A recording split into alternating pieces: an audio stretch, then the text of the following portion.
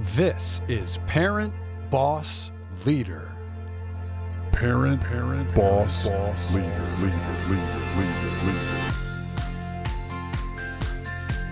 And here's your host. She's a courageous voice for women, parents, and modern workforce leaders alike. She's a keynote speaker and proud mother of two, Vice President of Strategic Partnerships at ATR International, Laura R. Munson.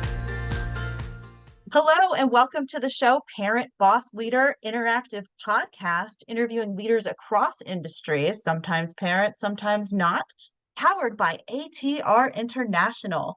Very happy to have Josh Combs back with us. Today, we're going to be talking about his not-for-profit organization, Forever Never Forgotten, and the War Dogs. Josh, thank you for being here today. Thanks, Laura. Can you tell us a little bit about it?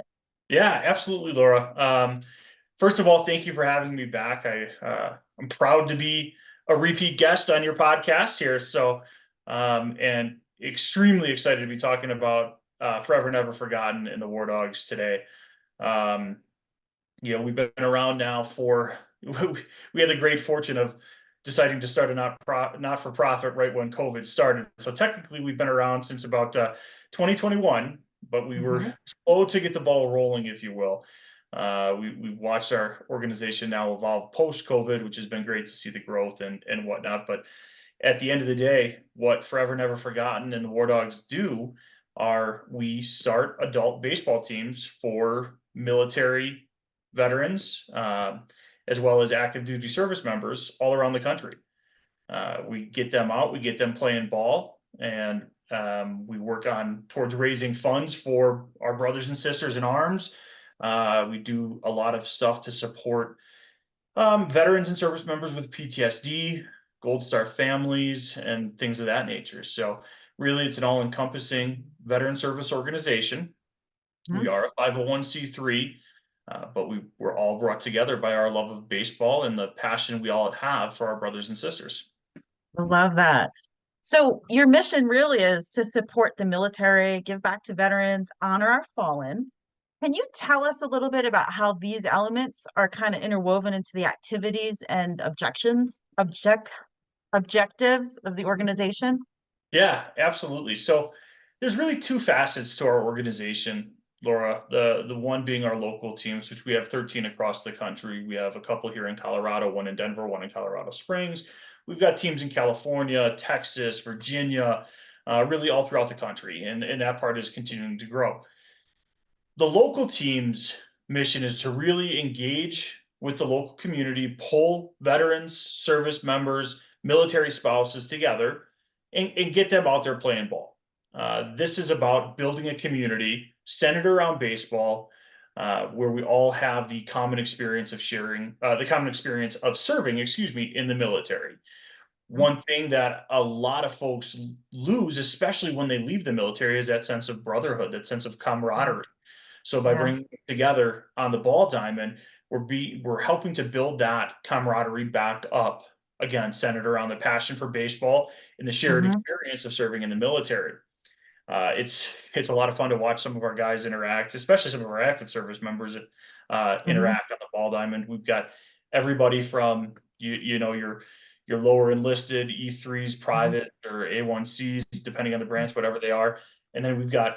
We had a lieutenant colonel playing on one of our baseball teams, and it was always funny to watch that dynamic happen. Oh, I bet. I remember stories being told of some of the junior enlisted. They happened to be security forces on an Air Force base, and they would see this guy come in, this lieutenant colonel that plays on the team come in, and they'd rib each other and give each other a hard time as he's coming through the gate. And some of the folks that are unaware of the organization or unaware of the relationship and the dynamic, they're looking at him like, "You're an E3. What are you doing giving this colonel a hard time?" So it's kind of funny, but that's the local part of the organization. It's about building that brotherhood, it's about building that camaraderie. Yeah. We also have a national team that we take across the country, playing collegiate summer ball teams and some other nonprofit organizations. Like this year, we're playing the Boston Fire Jakes in July, as well as the Chicago PD Knights in July. And on that tour, the team is out to raise money for things like service dogs, sponsoring of Gold Star families and whatnot.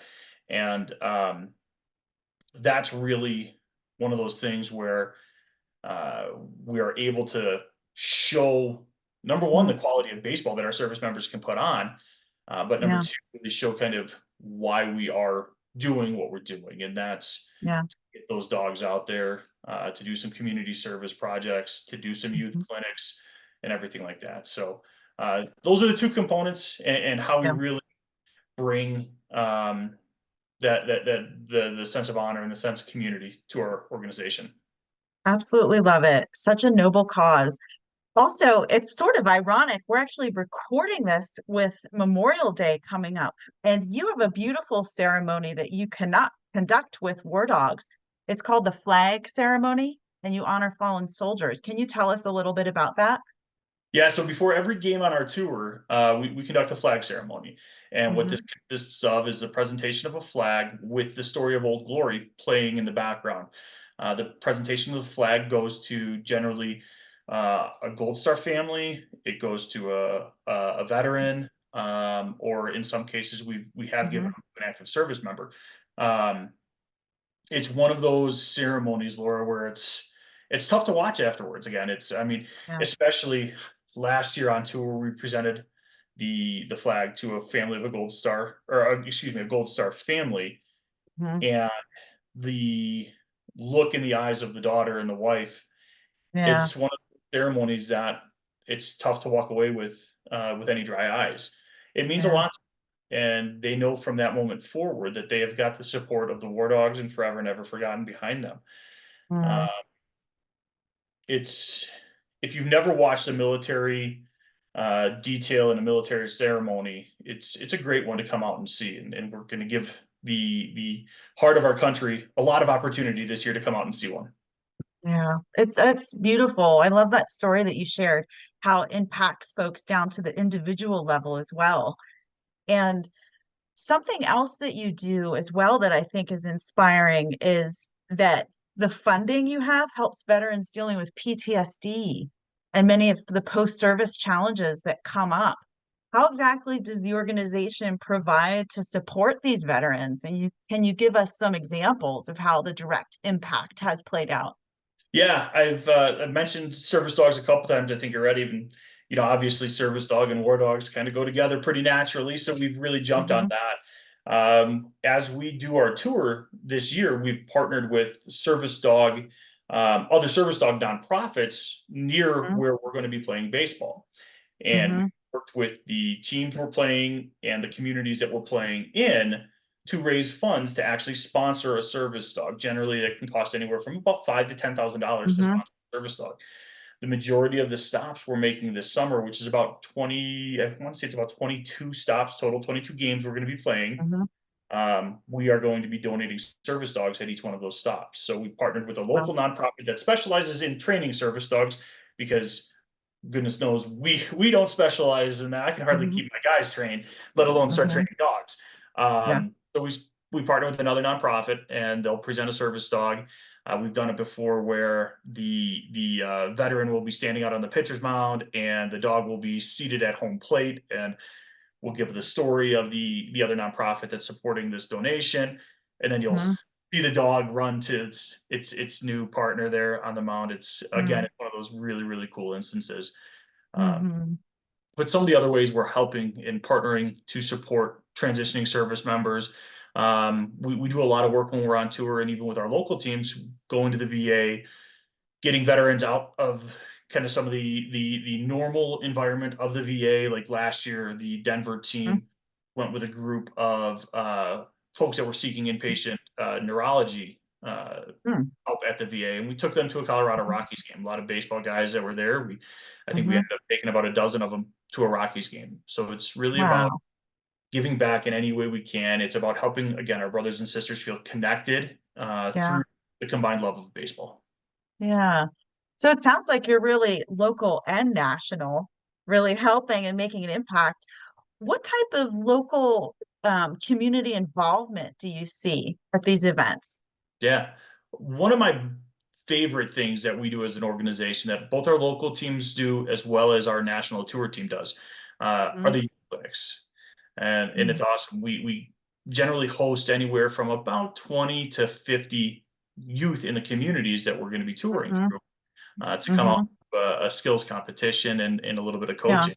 And we give it a little bit of a military twist. We've got the air raid drill, which is letting the kids try to hit home runs. We've got Mhm. a couple other, how hard can you throw and those types of Mhm. things. But the kids absolutely love it. They love talking to some of our guys. It's, we're amateur baseball players, but the kids and the Mhm. families of these kids, they treat our guys like we're all-star baseball players. So it's so cool on a couple different levels. Yeah. Uh, again, we loved giving back to the community through like those youth clinics, but through my eyes, when I step back and watch my guys take part in this or play the game or whatever it is, Mhm. our mission lives on through that too. And Mhm. that's things we're so proud to be able to say about our organization, with the exception of, some lawyers and some accountant stuff.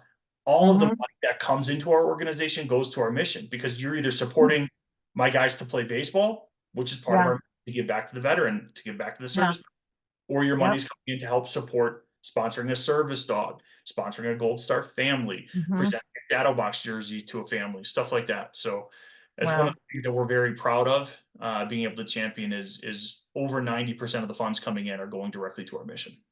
Wow. I absolutely love that. So at ATR, we're huge into supporting the military as well. I think that your work really is focused a lot in the communities. What are your future plans for Forever Never Forgotten the War Dogs? Will there be maybe more corporate partnerships, or what do you just think the next years are going to bring? A lot of work, I'll tell you that. They're going to bring a lot of work. Mhm. We're taking a look at a couple different things. Number one, Mhm. how fast are we growing? We started, like I said, just over 3 years ago, and we started with Mhm. 3 teams. This year, we're 13 teams plus a tour team. We're growing at a Mhm. good clip, and we got to make sure that's sustainable, and that only is sustainable by engaging corporate partners as well as donors across the country through these tour stops that we're making. So the next couple of years, number one, will be a lot of fundraising. We also want to see, every year over the next 3 years, we want to add 2 to 3 additional local teams. Well, if we add Mhm. 3 additional local teams over the next 3 years, that's 9 more teams. That'll bring us to 22 teams. I mean, we're getting to a good size at that point. Um, Mhm. but again, the more local teams we can have, the more impact we can have in those local communities. Um, Nice. so it's growth on a number of different fronts. This year will also Mhm. be the first year that we're playing some of these other nonprofit teams. As I mentioned, the Chicago PD Knights as well as the Boston Fire Jay. Mhm. Really going to evaluate those relationships, and do we want to start targeting more of those other service connected baseball teams and see what we can do with them. We're all about the partnerships that we can build. Right now we've got a lot of awesome partnerships with Mhm. some of these collegiate summer ball teams, but if we can do Nice. more good by partnering with some of these other nonprofit service connected organizations, we're really going to try to take advantage of that and reach more people. Love that. So for our listeners who are really moved by your mission and want to support or get involved, what do you think are the best ways for them to do that? And where could people find you? Yeah. Obviously, again, as a nonprofit, we're always looking for donors and we're always looking for sponsors. So anybody that's interested in learning more about the organization or donating to us, they can visit our website at www.wardogsbaseball.org. You can see a little bit more about our mission. You can see something I haven't even brought up. You can see about our international team. I'll be Nice. taking a team to Paris to play in a baseball tournament this fall. The tournament is a service connected tournament where we're going to be playing some other international military baseball teams, which is super cool. It was started by a World War II veteran in Ah, the early 1950s. And mhm. since his passing, his daughter has continued in his legacy in running Wow. this tournament. So little plug Wow. for international team there. Love Uh, that. the other great way is folks can get in touch with me. I know obviously, Laura, your podcast touches a lot of people on LinkedIn. They can find me on LinkedIn, just Yep. Joshua Combs. Uh, Hmm. you can also email me at josh@wardogsbaseball.org. Happy to connect in any way we can. Always Hmm. looking for different partners and different sponsors, looking for people that are as passionate about this as we are. None of us are paid. If anybody's looking to volunteer time, we can always take volunteers too. Perfect. Well, thank you for sharing that, Josh. We'll make sure then when we have this posted on social that we'll have all the resources and links as well. Josh, thank you for coming back to the show today. You're doing such incredible work over there with Forever Never Forgotten in the War Dogs program. Your commitment to military is obvious. It's contagious, your enthusiasm. I just want to thank you for your service as well. And for those who are listening, we encourage you to check out Josh's website, learn more about how to be involved or how to support. Josh, we wish you the best on future endeavors. Can't wait to follow you and see the waves that you'll be making nationally and internationally. And thank you for joining us. Thanks, Laura. It's always a pleasure.